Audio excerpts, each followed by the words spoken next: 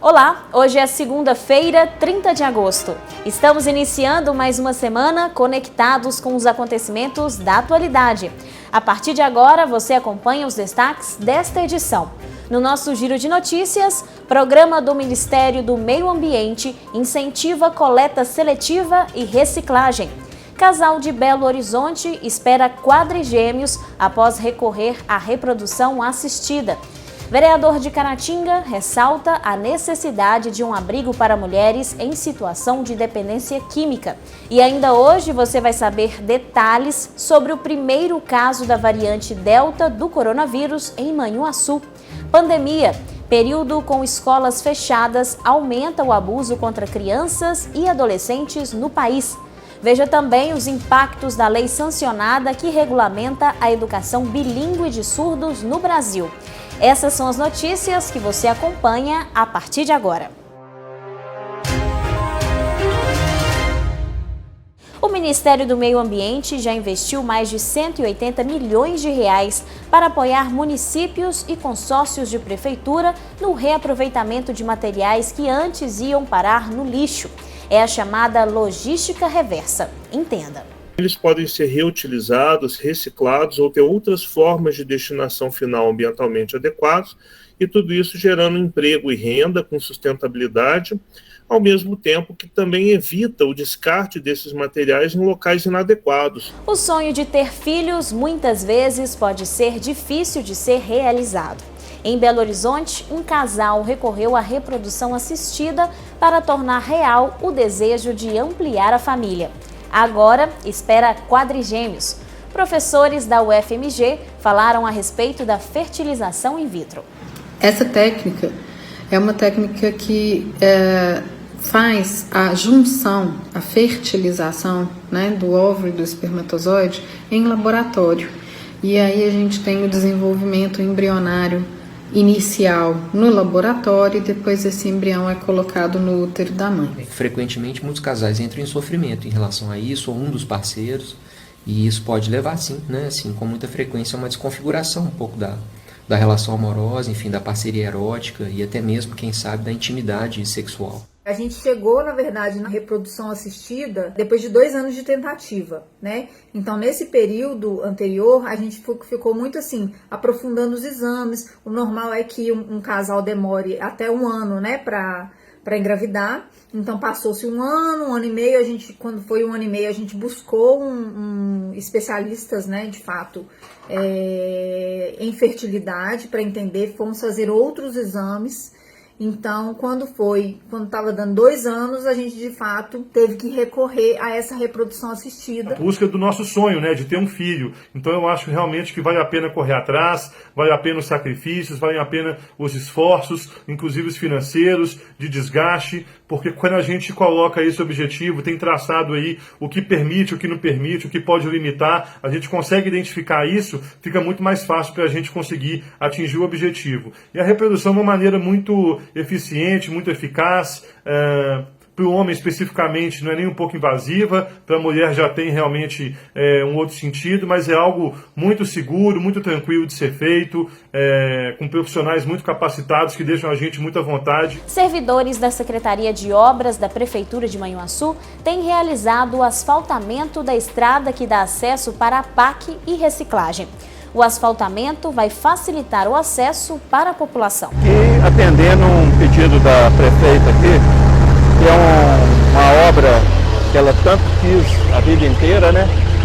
E hoje está aqui já fazendo a obra, né? Já perto de ser concluída. Na última reunião do Poder Legislativo de Caratinga, o vereador Johnny Cláudio falou sobre a necessidade de um abrigo para mulheres em situação de dependência. Veja. Nós já temos uma casa que abriga os homens, nós já temos as clínicas a qual a gente envia as pessoas que a gente acolhe na rua. Então o grande objetivo nosso realmente é com as mulheres. Então a gente tem essa esperança ainda, né, a parte vereadora, a esperança desse abrigo poder funcionar. Então existe essa casa, são 200 metros construídos já, toda rebocada, com janela, porta. Aliás, né, nós tivemos que botar outra janela, porque roubaram, há algum tempo roubaram uma. e as portas tiram para dar livre acesso para roubar menos. Então, para achar que tem coisa lá dentro e não roubar. Então já tem piso. Então, a casa está realmente em andamento. E agora vamos falar de um assunto que tem chamado a atenção dos especialistas. A incidência da variante Delta da Covid-19 em Minas Gerais está em crescimento, segundo o governo. A nova cepa do coronavírus é considerada mais perigosa, contagiosa e transmissível que as demais. Em Manhuaçu, a 78 quilômetros de Caratinga, já foi confirmado o primeiro caso da variante. O primeiro caso de contaminação pela variante Delta do novo coronavírus em Manhuaçu foi confirmado pela Secretaria de Estado de Saúde de Minas Gerais por meio da Superintendência Regional de Saúde. A pessoa infectada está bem, cumpriu o período de isolamento social e também já havia recebido a primeira dose da vacina contra a Covid-19. Esta pessoa é moradora de Manhuaçu e não viajou para outras localidades, o que leva a crer que ela contraiu a variante dentro do município. Nós gostaríamos de esclarecer a população que não é questão de pânico, não é questão de ficar com medo, mas que a gente mantenha-se em alerta. A coordenadora da Unidade de Apoio Respiratório, Márcia Rodrigues, explicou que a variante Delta tem sintomas leves, porém possui capacidade muito maior de transmissão. Basta uma pessoa contaminada para que várias outras pessoas no entorno elas se contaminem, mesmo estando vacinadas. Os sintomas podem ser mais leves? Sim, mas a gente não sabe se algumas pessoas podem desenvolver os sintomas graves. Tá? Então, qualquer sintoma que a pessoa tenha, né, sintomas gripais, que eles façam a busca de orientação e que sejam realmente avaliados, examinados por um médico. Mesmo tendo recebido a dose da vacina contra a Covid-19, é preciso ficar em alerta. Os cuidados para conter a transmissão da variante Delta são os mesmos e devem ser mantidos. Importantíssimo a gente falar sobre a vacinação, né? A eficácia da vacinação. A gente só confere essa eficácia da vacinação com 2 doses, conforme a Márcia falou, né? A gente confere ela através da segunda dose da vacinação ou então na dose única. Aí depois de 15 dias que a gente vai ter a eficácia da vacinação. Mas não é porque a pessoa está vacinada, ela está já imune. Ela não é 100%. E outra coisa, ela vai deixar de usar máscara, vai deixar de fazer os cuidados essenciais que nós temos que realizar. Então isso é imprescindível, ainda mais agora a gente sabendo, né, que a gente tem circulante dentro de Manhuaçu a variante Delta. Ela é muito virulência, né, a virulência dela é muito alta, então a disseminação dela também é muito alta, então a gente precisa ter esse cuidado e estar nos restringindo a todos os cuidados necessários. Então fica aqui o alerta para toda a região e reforçamos a importância de seguirmos cumprindo os protocolos de prevenção contra o novo coronavírus.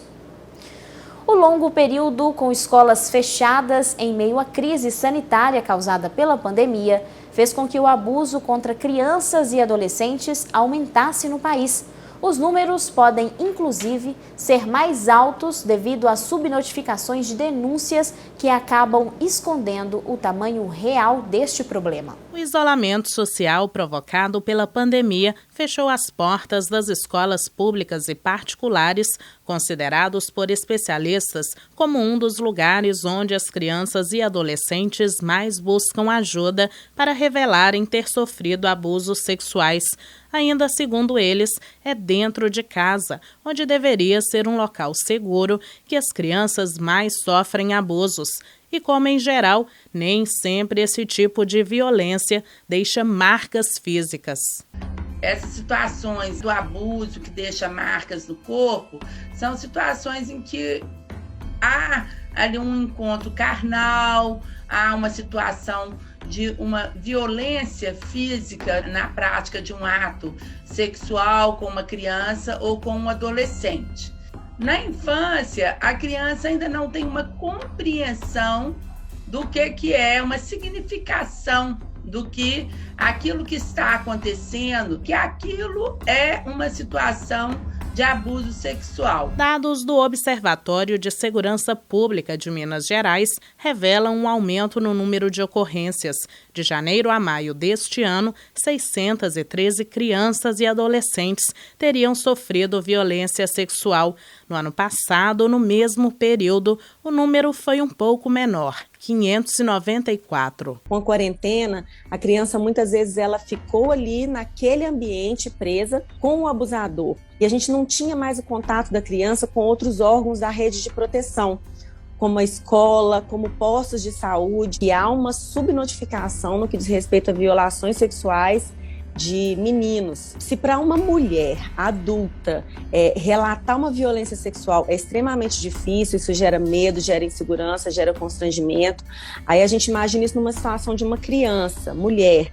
Quando a gente pensa numa criança do sexo masculino, é ainda mais difícil fazer esse relato, buscar algum tipo de ajuda. Muitas vezes é na escola que as crianças conseguem falar com os professores que estão sofrendo algum tipo de abuso sexual.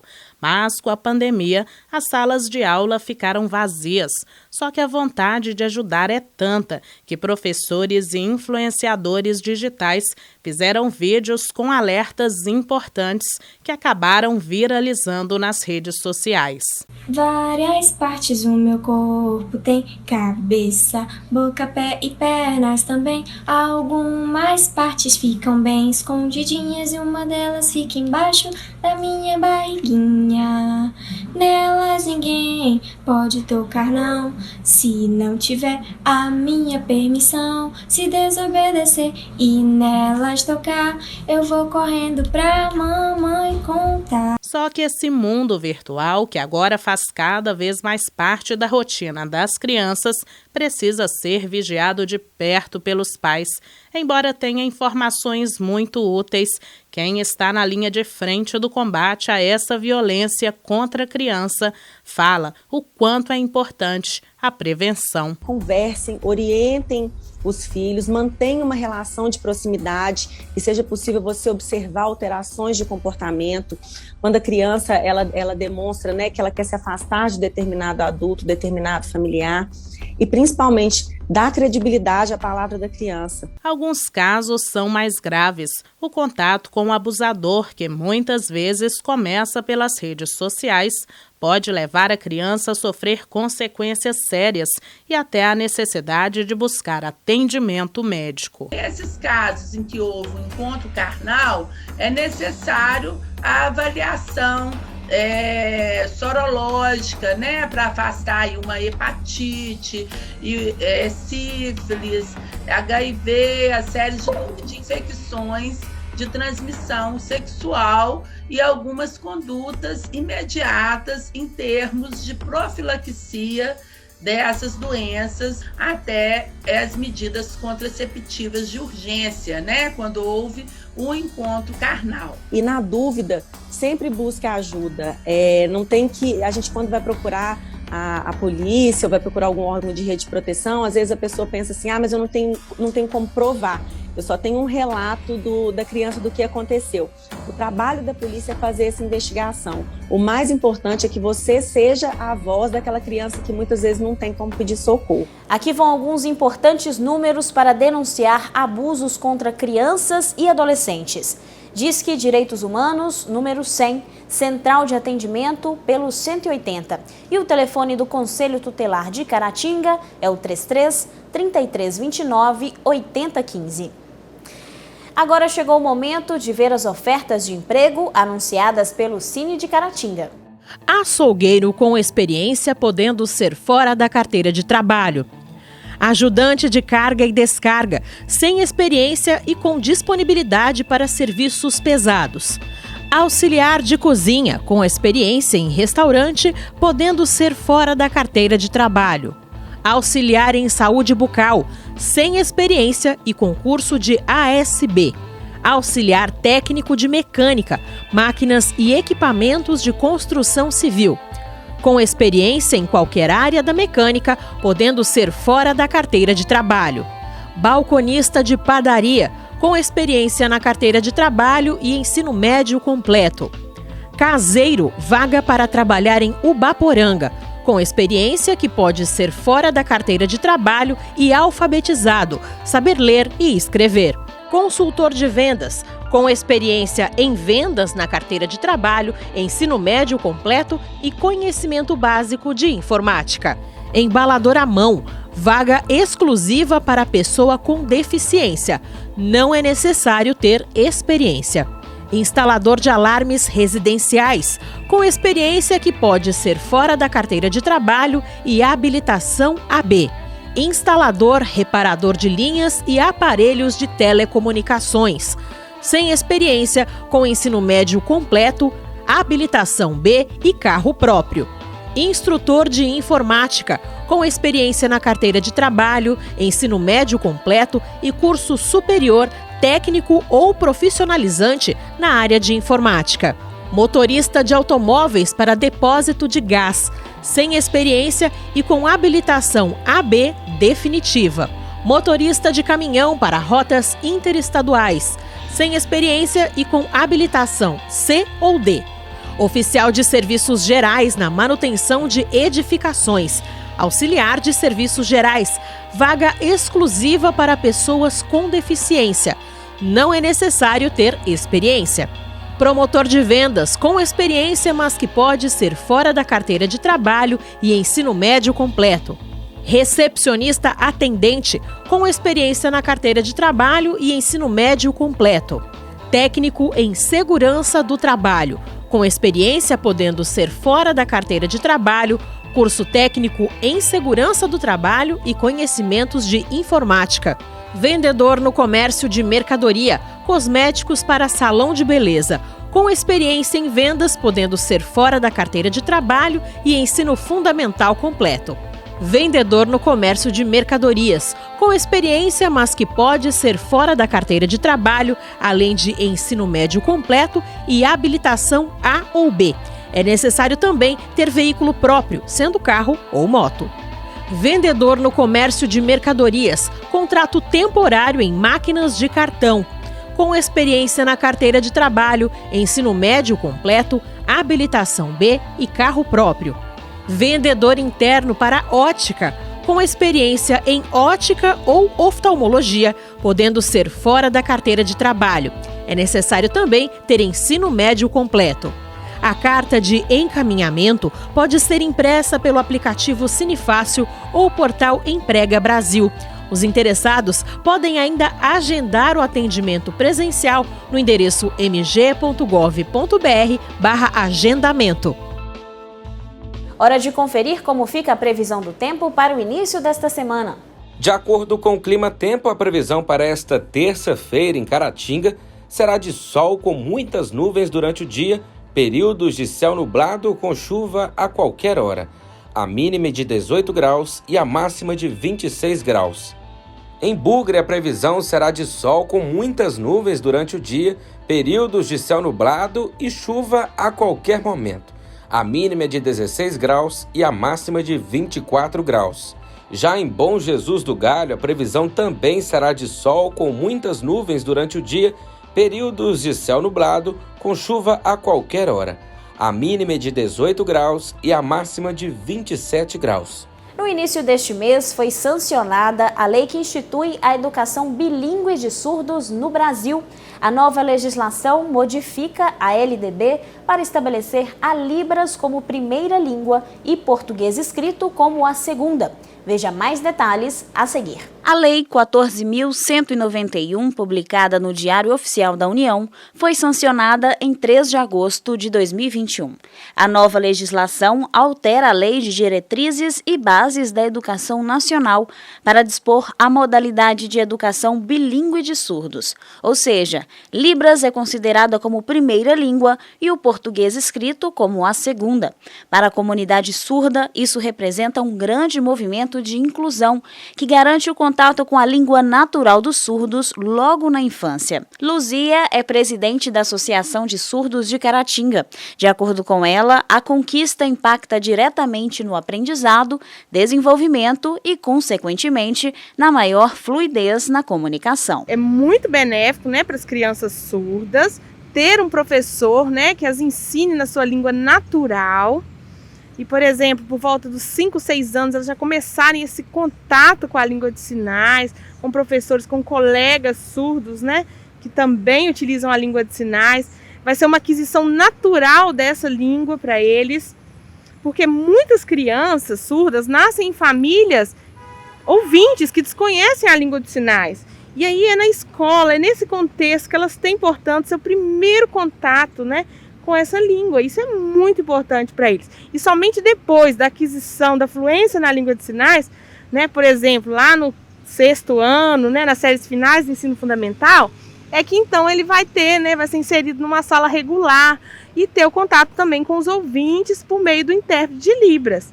Agora, se a criança optar também, né, ou a família, em aprender a língua portuguesa na modalidade oral, é outra área. A área da saúde é lá que eles vão também poder fazer o processo de habilitação da fala. A inclusão da língua brasileira de sinais em todos os espaços é uma necessidade e tudo começa na educação. É muito difícil para os surdos, por exemplo, na família, né? Quando a família desconhece a língua de sinais, ele não vai, né? Isso não vai promover para ele o contato com uma língua que é natural para ele.